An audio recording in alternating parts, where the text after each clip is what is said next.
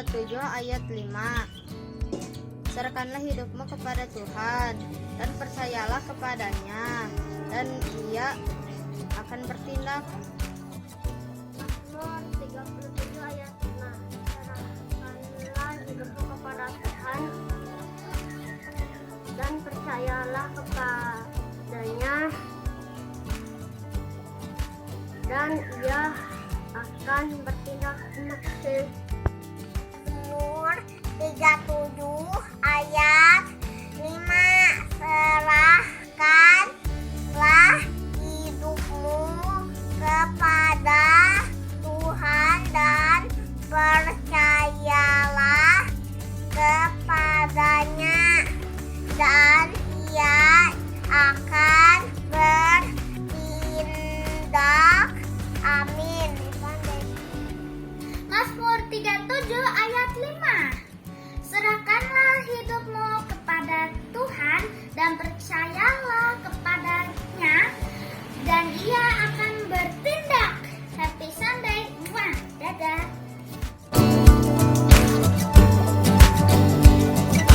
Adik-adik, selamat pagi. Hari ini kita akan memulai kebaktian. Sebelum kita memulai kebaktian, mari adik-adik lipat tangan, tutup mata. Kita berdoa ya. Kita nyanyikan lagu ini dengan hati yang sungguh-sungguh untuk Tuhan. Selamat pagi Bapa, selamat pagi Yesus, selamat pagi Roh Kudus. Terima kasih atas anugerah-Mu. Semalam telah berlalu, ku memuji, ku bersyukur, memuliakan nama-Mu.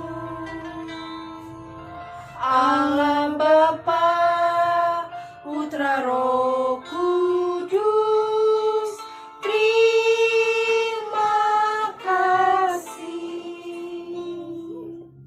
Adik-adik, kita akan memulai ibadah kita ya. Sebelum itu, kita akan berdoa terlebih dahulu. Mari adik-adik kita tutup mata dan lipat tangan kita. Kita mulai ya. Bapak, terima kasih karena Engkau masih mengumpulkan kami lewat ibadah online ini ya Bapak. Sebentar kami akan beribadah, Engkau tolong dari awal pertengahan hingga akhirnya ibadah kami ya Bapak. Engkau yang siapkan hati kami, pikiran kami agar kami dapat fokus untuk memuji dan memuliakan nama-Mu saja Yesus. Terima kasih ya Bapak, terima kasih dalam nama kedua Bapak, amin. Wah, senang banget ya Kak, hari ini kita mau mulai kebaktian nih pada hari ini, ketemu adik-adik lagi. Sebelum itu kita mau mulai kebaktian pada hari ini, Rana sama Kak Esther mau manggil adik-adik nih.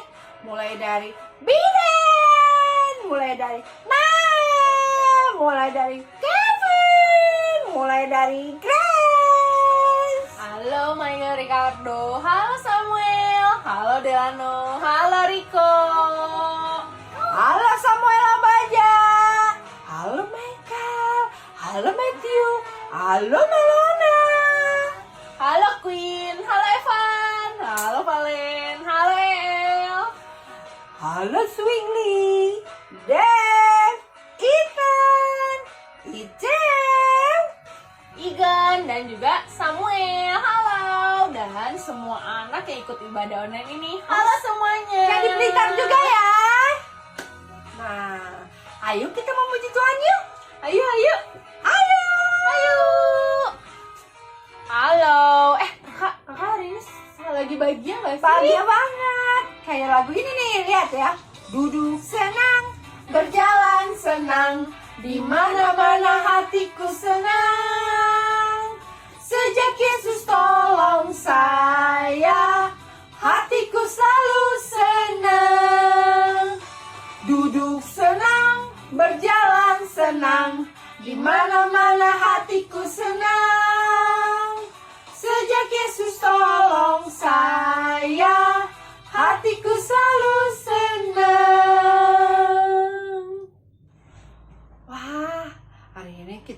ya duduk senang, berjalan senang. Wah, senang banget. Kita di dalam Tuhan itu, kita semua itu seperti apa sih? Oh, saudara ya, Kak? Iya, seperti lagu ini nih. Ayo yuk, kita nyanyikan kita lagu nyanyikan. ini.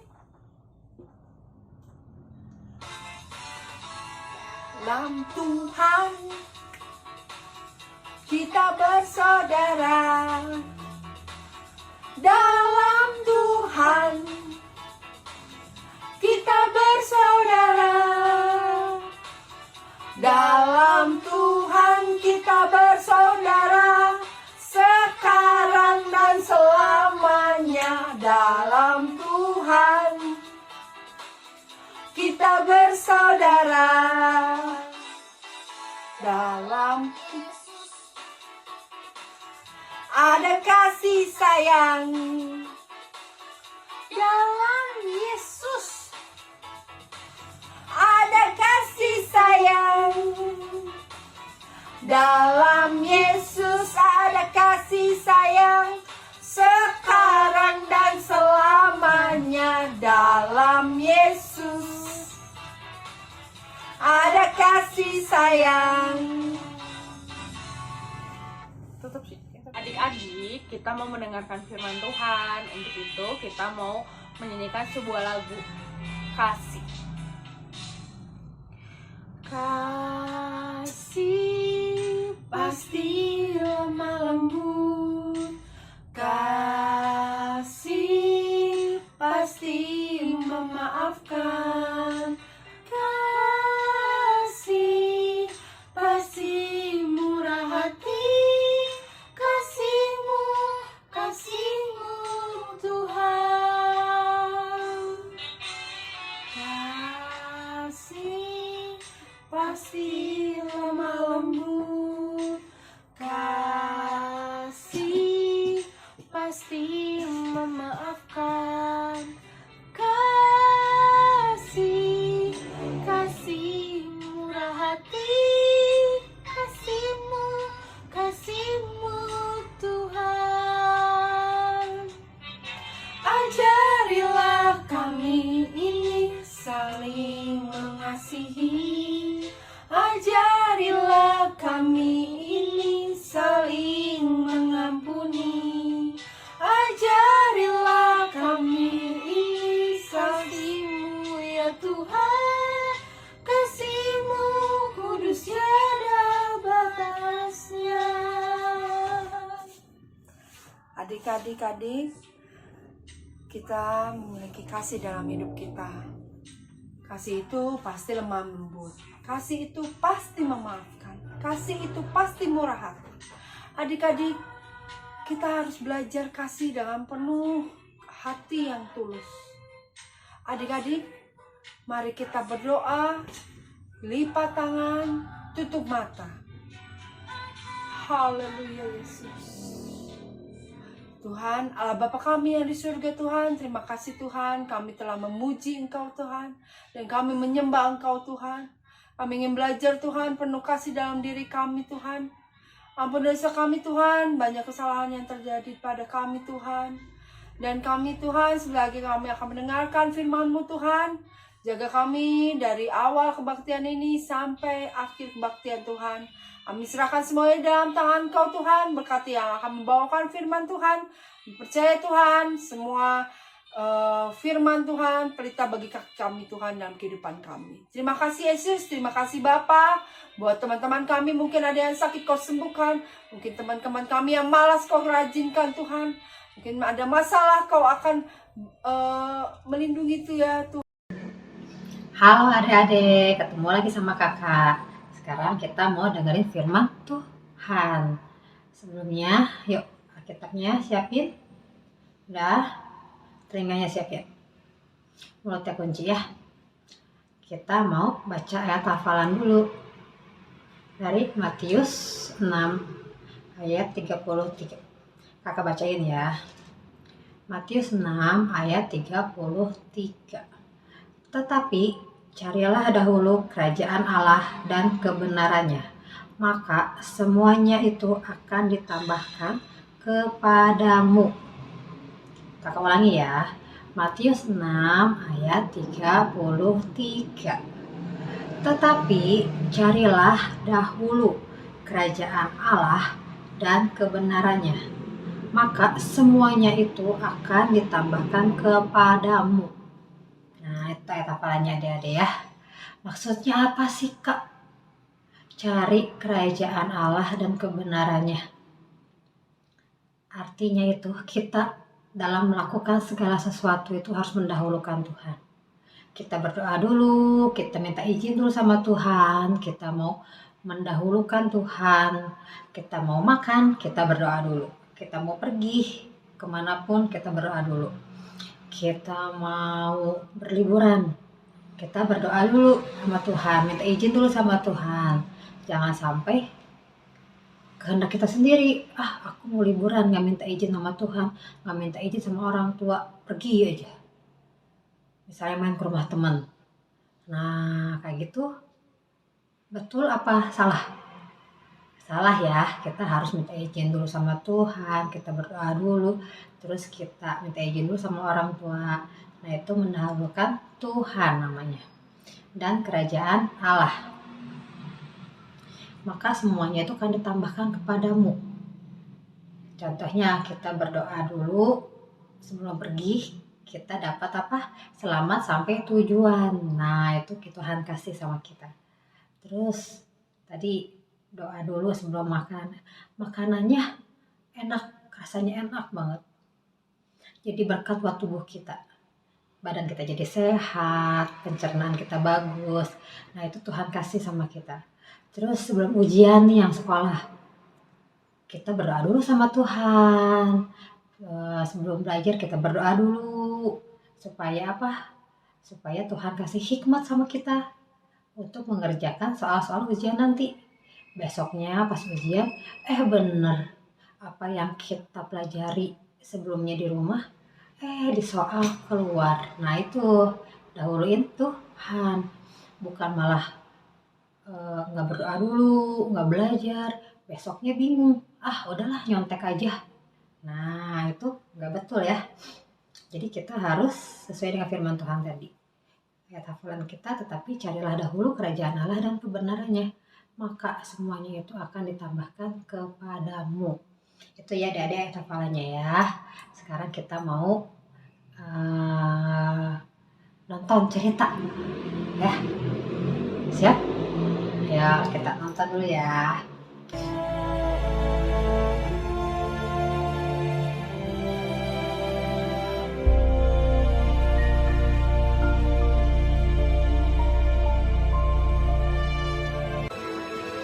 Abraham mencapai umur 175 tahun, lalu ia meninggal. Setelah Abraham mati, Allah memberkati Ishak, anaknya itu, dan Ishak diam dekat sumur Lahai Roi. Dan Ishak berumur 40 tahun ketika Ribka, anak Betuel, saudara perempuan Laban orang Aram itu, diambilnya menjadi istrinya. Berdoalah Ishak kepada Tuhan untuk istrinya, sebab istrinya itu mandul. Tuhan mengabulkan doanya, sehingga Ribka istrinya itu mengandung. Tetapi anak-anaknya bertolak-tolakan di dalam rahimnya, dan ia pergi meminta petunjuk kepada Tuhan. Firman Tuhan kepadanya, "Dua bangsa ada dalam kandunganmu, dan dua suku bangsa akan berpencar dari dalam rahimmu. Suku bangsa yang satu akan lebih kuat dari yang lain, dan anak yang tua akan menjadi hamba kepada anak yang muda." Ishak berumur 60 tahun pada waktu mereka lahir. Memang anak kembar yang di dalam kandungannya. Keluarlah yang pertama, warnanya merah. Seluruh tubuhnya seperti jubah berbulu. ia dinamai Esau. Keluarlah adiknya. Tangannya memegang tumit Esau. Ia dinamai Yakub. Lalu bertambah besarlah kedua anak itu. Esau menjadi seorang yang pandai berburu, seorang yang suka tinggal di padang. Ishak sayang kepada Esau, sebab ia suka makan daging buruan. Tetapi Yakub adalah seorang yang tenang, yang suka tinggal di kemah. Tetapi Ribka kasih kepada Yakub. Pada suatu kali, datanglah Esau dengan lelah dari padang. Yakub sedang memasak sesuatu. Kata Esau kepada Yakub, "Berikanlah kiranya aku menghirup sedikit dari yang merah-merah itu, karena aku lelah." Tetapi kata Yakub, "Jualah dahulu kepadaku hak kesulunganmu. Bersumpahlah dahulu kepadaku." Maka bersumpahlah ia kepada Yakub, dan dijualnyalah hak kesulungannya kepadanya. "Sebentar lagi aku akan mati. Apakah gunanya bagiku hak kesulungan itu?" Lalu Yakub memberikan roti dan masakan kacang merah itu kepada Esau. Ia makan dan minum, lalu berdiri dan pergi. Demikianlah Esau memandang ringan hak kesulungan itu.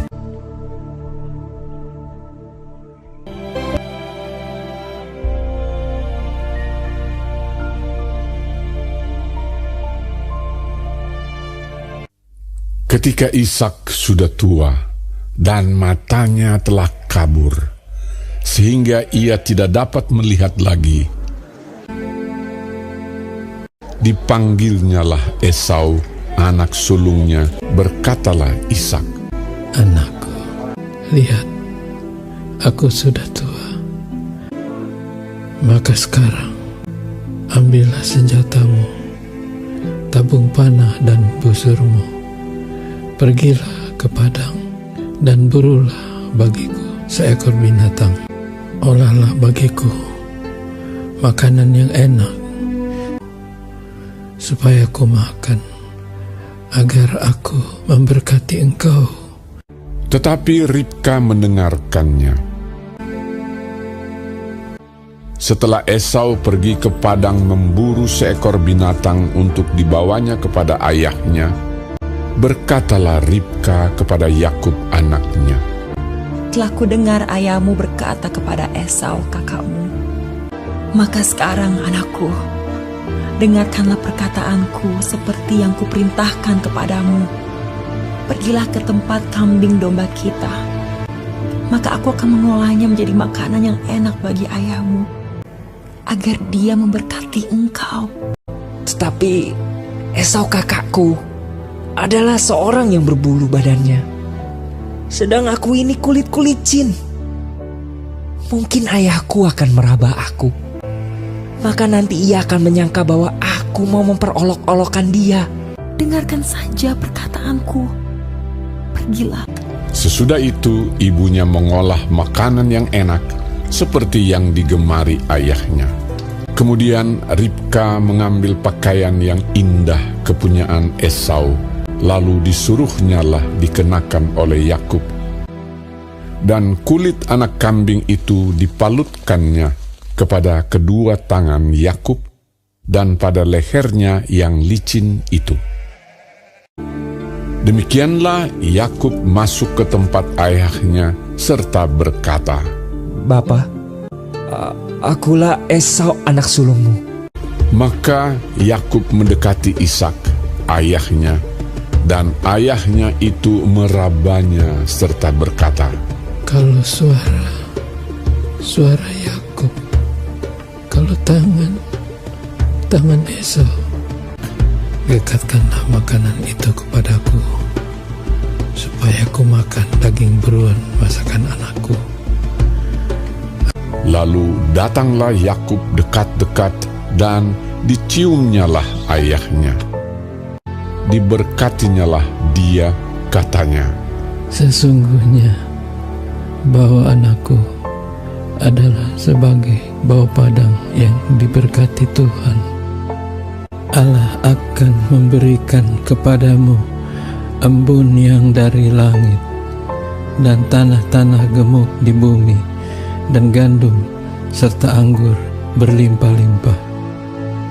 Bangsa-bangsa akan takluk kepadamu, dan suku-suku bangsa akan sujud kepadamu. Jadilah tuan atas saudara-saudaramu, dan anak-anak ibumu akan sujud kepadamu.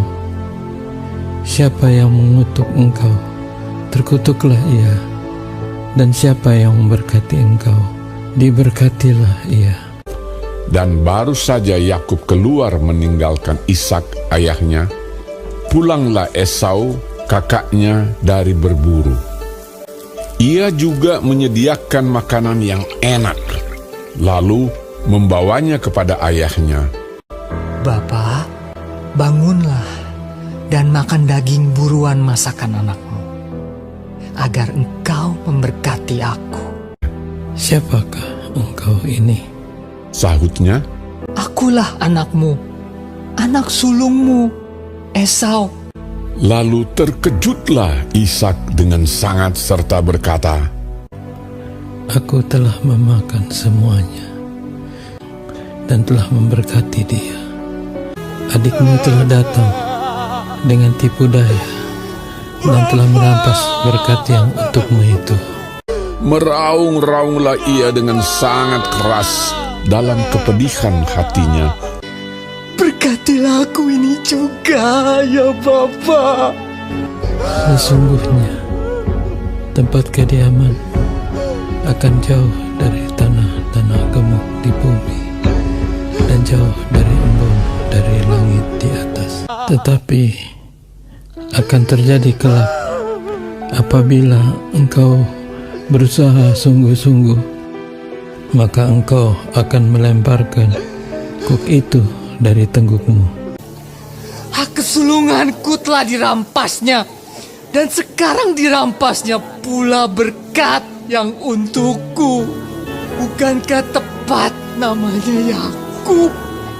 Karena ia telah 2 kali menipu aku.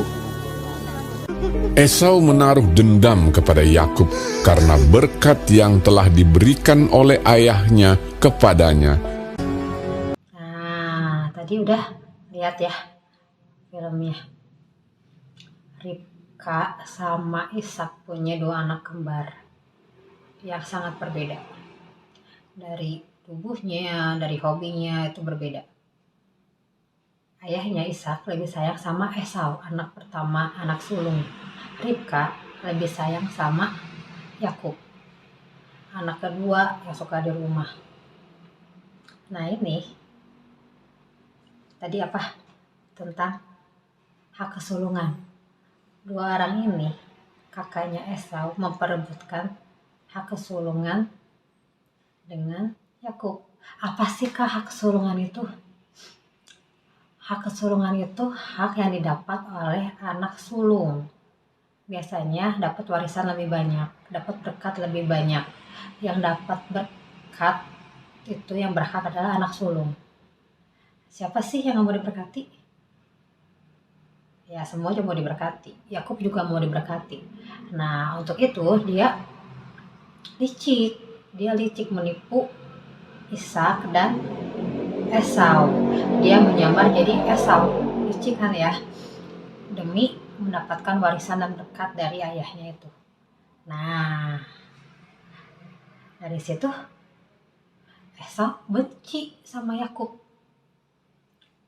Sampai tadi kan ceritanya Yakub itu pergi, disuruh sama ibunya kabur karena ibunya tahu kalau Esau itu mau membunuh Yakub. Ibunya takut 2 kakak ini sering bertengkar. Tapi Ribka juga salah, dia itu mendukung anaknya untuk menipu ayahnya, untuk menipu Ishak. Jadi orang tua itu harus ngajarin yang baik-baik sama anaknya. Nah ini tuh tanpa minta tolong sama Tuhan.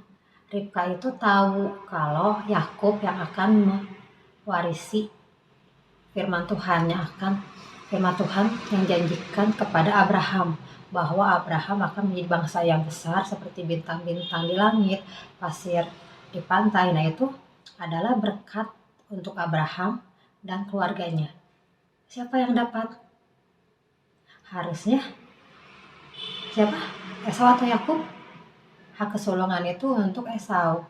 Tapi Tuhan janjikan apa?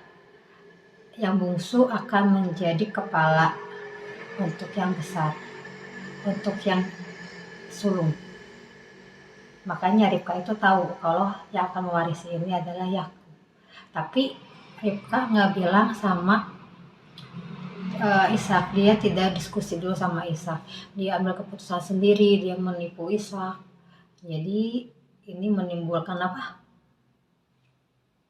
Yakub kabur, Esau marah, Ribka juga takut telah menipu suaminya.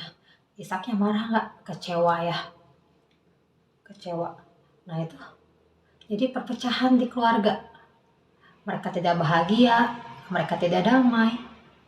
Karena apa? Karena mereka tidak meminta, karena Ribka itu tidak meminta pertolongannya Tuhan untuk menunjukkan siapa yang akan menjadi warisnya. Dia tahu itu Yakub, tapi caranya salah. Itu ya adik-adik, dia tidak mengandalkan Tuhan. Dia tidak meminta tolong sama Tuhan gimana caranya agar Yakub itu menerima berkat dari Ishak. Dia mengambil caranya sendiri. Tadi kan lihat ya, Ribka menyuruh Ishak untuk menyamar jadi Esau. Itu kan gak betul ya. Gitu adik-adik. Kita itulah contohnya tidak mencari kerajaan Allah, tidak mendahulukan Allah, tidak mencari kebenarannya Allah. Itu contohnya di Alkitab. Terus untuk kita di kehidupan kita sehari-hari, coba tanya deh sekarang nih adik-adik ya, tanya sama mamahnya yang punya adik kakak di rumah. Coba tanya, sekarang tanya dulu mamanya ke papahnya, senang gak sih lihat anak-anaknya bertengkar di rumah, ribut tiap hari? Coba tanya. Udah nanyanya, pasti jawabannya gak suka ngeliat anaknya bertengkar, sedih ngeliat anaknya bertengkar. Nah jadinya orang tua kalian pasti berdoa di rumah supaya di rumah itu diberkati kerukunan, kedamaian, adik kakaknya, anak-anaknya itu kalian sama kakak, kalian sama adik boleh rukun, damai, sukacita bareng-bareng, nggak iri-iri, nggak rebutan makanan, nggak rebutan mainan, ya. Terus apalagi yang sekolah tadi yang nyontek, nggak belajar dulu, nggak berdoa dulu, maunya nyontek. Iya nyontek dapat nilai bagus, tapi damai nggak hatinya? Deg-degan nggak? Pasti deg-degan. Terus dapat nilai bagus, bangga gitu kalau nyontek? Pasti malu dapat nilai bagus tapi nyontek. Yang benar itu berdoa dulu, belajar dulu, dapat nilai yang bagus. Gitu ya adik-adik contohnya ya. Kita mau andalin Tuhan, kita mau dulu mengutamakan Tuhan. Sekian firman dari kakak. Ya, kita tutup Alkitabnya, kita berdoa. Tuhan Yesus, terima kasih Tuhan, Kau telah memimpin kami sepanjang kami ibadah, memberkati Tuhan, guru-guru kami yang boleh melayani, kiranya Tuhan boleh pakai guru kami lebih hari, lebih heran Tuhan, sesuai dengan kehendaknya Tuhan. Memberkati juga Tuhan, kami yang ada di rumah, kami akan yang sekolah juga Tuhan. Tuhan yang berkati kesehatan kami, supaya kami juga Tuhan boleh diberkati oleh Tuhan dan merasakan sukacita dan keluarga kami. Kami mau Tuhan supaya kami mengandalkan Tuhan dalam kehidupan kami sehari-hari. Kami tidak mau Tuhan mengandalkan kekuatan kami sendiri. Kami mau Tuhan setiap apa yang kami kerjakan minta izin dulu sama Tuhan. Terima kasih Tuhan, inilah doa kami. Hanya dalam nama Tuhan Yesus kami sudah berdoa dan mengucap syukur. Haleluya. Amin. Terima kasih adik-adik. Dadah.